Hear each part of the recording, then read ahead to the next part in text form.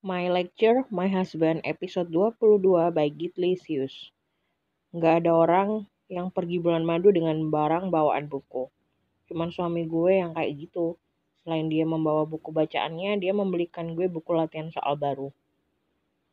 Mas mau bulan madu apa ngajarin saya?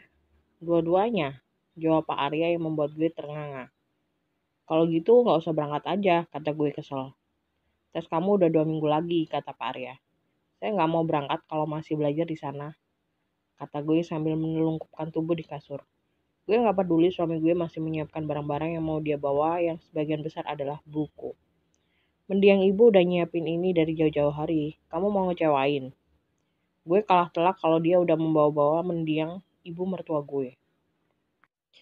Kami akhirnya bulan madu di tempat yang terkenal dengan keindahan pantai dan juga alamnya ini.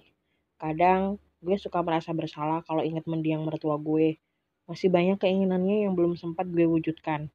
Salah satunya ya acara bulan madu ini. Mas mau sampai kapan cuma duduk dan baca buku gitu? Sindir gue ke Pak Arya yang masih asik dengan bukunya di balkon kamar hotel kami yang langsung mengarah ke pantai. Sampai buku ini selesai saya baca, jawabnya santai. Ke pantai kek atau jalan-jalan? Masa dari semalam cuma di kamar hotel aja nggak ngapa-ngapain lagi? Kamu mau ngapa-ngapain? Tanya Pak Arya yang membuat gue menghela nafas. Bukan itu maksudnya, kata gue dengan kesal. Terus apa? Mau keluar? Mau main ke pantai? Rengek gue.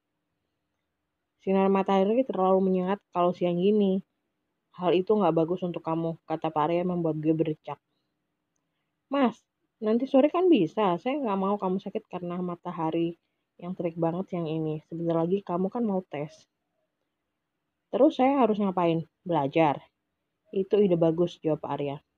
Rasanya gue mau nyakar tembok sekarang. Yang gue cari di internet tuh bulan madu jalan-jalan berdua. Ngelakuin hal-hal romantis kayak naik sepeda berdua, makan malam romantis, dansa berdua, dan hal-hal manis lainnya. Tapi gue sekarang, saya mau keluar sendiri aja kalau gitu, kata gue dengan kesal. Gue pun mengambil baju luaran karena saat ini gue mengenakan dress lutut tanpa lengan. Kalau gue keluar dengan pakaian ini sudah dapat dipastikan gue gosong. Setelah memakai sunblock dan topi, gue pun mengambil clutch bag milik gue dan memastikan ada handphone dan juga uang di dalamnya. Jadi kalau gue belanja dan duit gue kurang, gue bisa nelpon suami gue. Pak Arya masih bergeming dengan buku bacaannya yang membuat gue berdecak dan menutup pintu hotel dengan sedikit lebih kencang. Gue menyusuri pinggir jalan dan melihat banyak pasangan honeymoon juga. Soalnya di jari mereka terdapat cincin pasangan dan mereka terlihat sangat mesra. Gue kadang miris sendiri kalau ingat suami gue yang hidupnya datar itu. Gue memasuki beberapa pusat oleh-oleh. Di sana terdapat banyak pernak-pernik unik yang membuat gue tertarik. Gue memasuki salah satu toko dan mencari barang-barang yang kira-kira patut untuk dibeli. Ada beberapa jepitan dan ikat rambut yang terbuat dari kerang yang menarik. Gue sebenarnya mau beli, tapi bingung karena banyak yang bagus. Belum gelang sama kalung yang benar-benar menarik di mata gue. Sebenarnya kalau lagi beli barang-barang kayak gini, penilaian orang itu penting untuk menjadi faktor gue jadi beli apa enggak. Tapi apa daya, nggak ada orang yang gue kenal di sini selain suami kaku gue yang masih asik baca bukunya di hotel. Perasaan excited yang awal-awal gue rasakan saat memasuki rentetan toko souvenir dan oleh-oleh di sepanjang jalan ini tergantikan oleh rasa lelah. Gue bahkan belum membeli barang satupun karena nggak punya penilaian dari orang lain. Gue memilih untuk duduk di kursi yang berada di pinggiran pantai. Untungnya terik matahari perlahan sudah menghilang karena cuaca yang mendung. Wangi laut yang khas dan angin yang cukup kencang membuat gue merasa lebih baik setelah kesal dengan suami gue dan juga lelah berkeliling tadi. Gue merasakan sebuah botol dingin menyentuh kulit tangan gue yang membuat gue refleks menoleh ke samping. Dan suami gue ada di sana, sedang duduk di samping gue dengan minuman isotonik dingin di tangannya. Capek, kata dia sambil menjulurkan minuman isotonik dingin itu. Ini dia nanyanya ngeledek apa beneran nanya sih? Umpat gue dalam hati. Gue memilih untuk mengambil minuman itu dan meminum sampai setengahnya tanpa menjawab pertanyaan. Seharusnya suami gue tahu akan jawaban dari pertanyaan itu. Ngapain nyusul? Katanya nggak mau kena panas, kata gue setengah menyindir. Gue nggak tahu kenapa sifat kekanakan gue lebih mendominasi kalau berhadapan dengan dia yang ngeselin begini. Padahal di saat dia kehilangan ibunya, gue bisa menjadi sosok yang cukup dewasa. Saya cuma penasaran kamu akan bertahan berapa lama di bawah terik matahari. Ternyata cuma 1,5 jam, kata dia sambil melihat jam miliknya yang bertengger dengan pas di tangannya. Nggak lama, di depan kami lewat beberapa pasangan yang saling merangkul dan beberapa cowok bahkan memeluk pinggang pasangannya dengan posesif yang membuat gue berdecak. Gue memilih untuk berdiri dan pergi dari pinggir pantai itu karena pemandangan yang bikin sakit mata itu. Mau kemana? Tanya Pak Arya sambil menahan tangan gue. Ke hotel, capek, jawab gue ketus. Katanya mau jalan-jalan, tanya Pak Arya. Udah nggak mood, mau pulang aja, jawab gue tanpa menoleh ke arah dia. Gak lama gue merasakan dia memasang sesuatu di tangan gue yang dia tahan yang membuat gue menoleh ke arahnya. Dan dia sedang memasangkan gelang dengan hiasan kerang ke tangan gue. Gue sempat terpaku karena ini gelang yang gue temuin di toko souvenir tadi. Gue mau beli tapi masih belum yakin karena gak punya pendapat orang lain tentang gelang ini. Gelang ini bagus untuk kamu.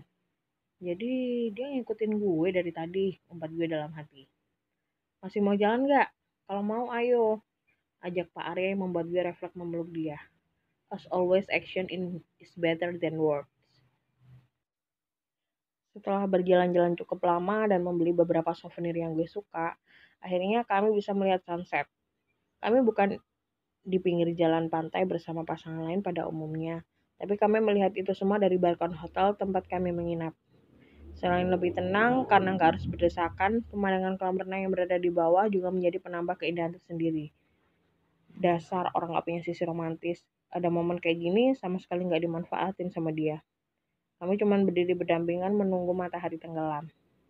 Tidak ada back hug dan juga tidak ada rangkulan lembut seperti yang dilakukan pasangan lain di bawah sana. Kaki saya pegel, keluh gue ke suami gue. Dia cuma melirik gue dengan kerlingan mata sebelum kembali melihat lurus ke depan. Tadi belanja ke sana kemari nggak pegel perasaan, kata Pak Are yang membuat gue merasa tersindir. Rata-rata perempuan kalau belanja suka nggak ingat sama kaki yang pegel. Saat pulang baru terasa sakitnya. Untuk menghindari perdebatan, gue memilih untuk masuk ke dalam kamar. Tetapi baru 2 langkah gue berjalan, Pak Arya menarik tangan gue dan mengarahkan tubuh gue untuk bertumpu pada pembatas balkon sementara dia memeluk gue dari belakang. Kamu bisa senderan kalau capek. Saya nggak mau mendengar ocehan kamu yang nyesel karena nggak lihat sunset hari ini. Gue mau marah pun nggak bisa karena dia bener. Jadi gue lebih memilih untuk bersandar di tubuhnya. Kami masih menikmati warna jingga keemasan di langit tanpa suara. Hanya deburan ombak dan suara-suara orang yang ada di bawah sana yang cukup terdengar jelas. Mas, boleh nanya? Kenapa? Saya. Maksud kamu? Tanya Pak Arya yang gak mengerti. Maksud saya banyak perempuan di luar sana yang mungkin bisa mengimbangi dan mendampingi Mas lebih baik dari saya. Yang lebih dewasa dan juga lebih cantik. Tapi kenapa saya? Saya nggak pernah milih kamu, karena orang tua saya yang menjodohkan. Saya nggak pernah milih kamu, umpat gue dalam hati. Gue sempat mencelos mendengar penuturannya, tapi gue mencoba bersabar dan menggali lebih jauh lagi. Orang kayak dia kadang suka nggak sejalan antara perasaan dan omongan. Jadi gue mencoba mencari tahu.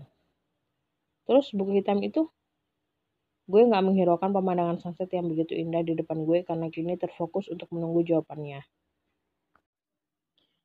Selama kami menikah, dia nggak pernah bilang akan perasaannya sama gue, meskipun dari tindakannya selama ini, gue sudah bisa menebaknya. Tapi perempuan seperti gue terkadang menantikan sebuah kalimat untuk diucapkan agar merasa lebih yakin lagi. Gue merasakan tubuh gue dibalik sama dia hingga gue menghadap dia sekarang, bukan ke arah laut lagi. Saya memang nggak pernah milih kamu, tapi kamu harus tahu betapa bersyukurnya saya saat tahu kalau orang itu adalah kamu. Gue menelisik bola matanya untuk melihat apakah ada keraguan dari setiap kalimat yang dia ucapkan. Tetapi gue nggak menemukan itu. Ucapannya penuh dengan keyakinan dan juga kepastian. Tapi kenapa gue masih ragu? Apa Mas terpaksa untuk nikahin saya? Tanya gue yang membuat Pak Arya menghela nafas. Dia menyentuh kedua bahu gue dan menatap mata gue dalam-dalam sebelum dia ngomong, "Listen to me. I adore you since first time we met in your school 6 years ago. Saya nggak pernah terpaksa apalagi menyesal untuk nikahin kamu yang memang terkadang merepotkan dan selalu bertindak dengan suasana hati tanpa memikirkan segala risiko.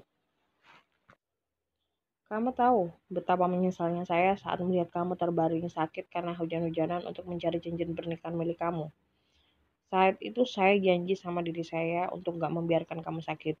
Itulah alasan saya melarang kamu keluar saat tengah hari tadi. Jadi semua itu bukan karena uang, tanya gue dengan sedikit gak percaya.